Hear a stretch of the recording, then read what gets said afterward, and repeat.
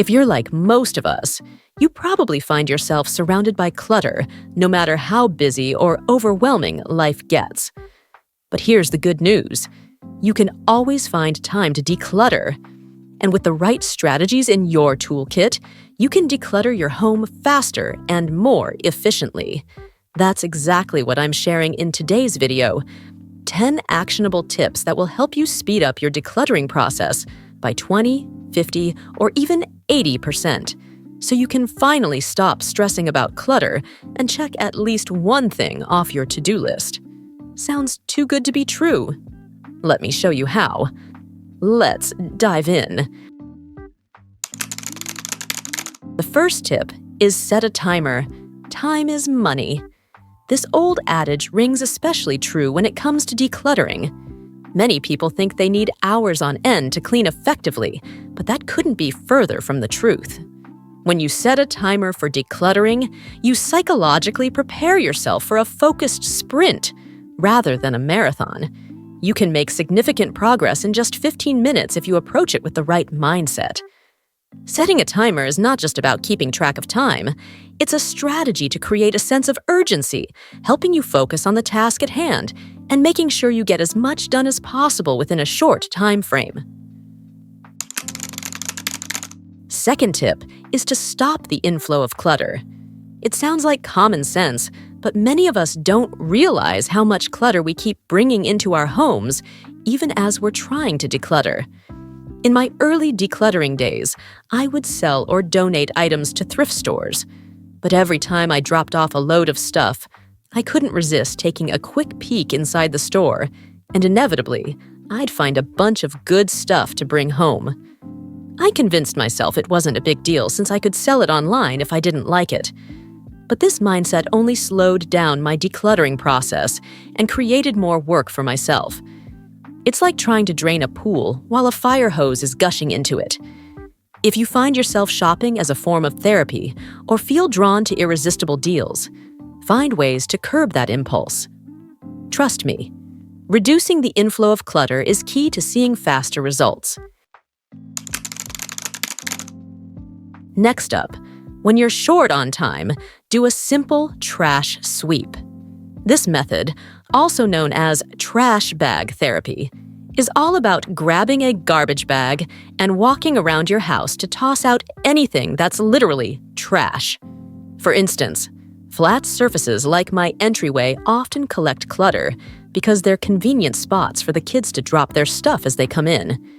In just a few minutes, I can sweep through these areas and get rid of trash that has accumulated, like empty bottles, packaging, or used tissues.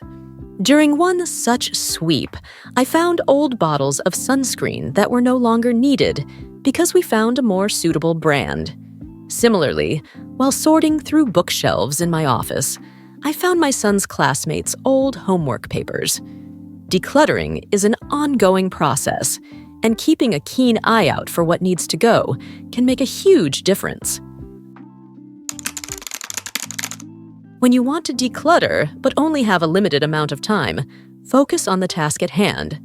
It's easy to get sidetracked by other chores or messes, like doing the dishes instead of tackling the clutter in the kitchen. But you need to put on blinders and stay laser-focused on decluttering. Remind yourself that once the clutter is gone, it will be much easier to clean and organize what's left. Another tip for decluttering faster is to donate more. When I recently went through my kids' clothes and shoes, instead of selling them online as I usually would, I decided to donate what was in good condition and recycle the rest. Although I love sustainable decluttering, there are times when you need to prioritize your mental health and avoid adding more tasks to your already overflowing to-do list. The 80-20 rule, or Pareto principle, is another powerful tool. It states that 80% of your results come from 20% of your efforts, and it applies to decluttering too. For example, tackle high-impact areas like kitchen countertops, bookshelves, or dining tables first. These are highly visible and will provide a more immediate sense of accomplishment. Also, If you're wearing only 20% of your wardrobe 80% of the time, consider letting go of clothes you seldom wear. Let's be honest. When decluttering, we often hold on to items we don't need because we think we might use them someday. But if you're unsure whether to keep something, the answer is likely no. Take a moment to assess your belongings. If it's not a clear yes, it's a no. I have a blazer I haven't worn in 2 years, and it's only taking up space in my closet. When I realized it didn't bring me joy or make me feel confident, I knew it was time to let it go. Surround yourself with items that truly matter and bring positivity into your life. To keep clutter at bay, create clutter drop zones. These are designated spots where you can quickly drop items you find around the house, but don't have time to deal with immediately. I have a drop zone for unwanted clothes in my wardrobe and a clutter bucket in my office. These zones help teach the family to quickly put items in their places. When my son broke his lunchbox, he knew to drop it in the clutter bucket for me to address later.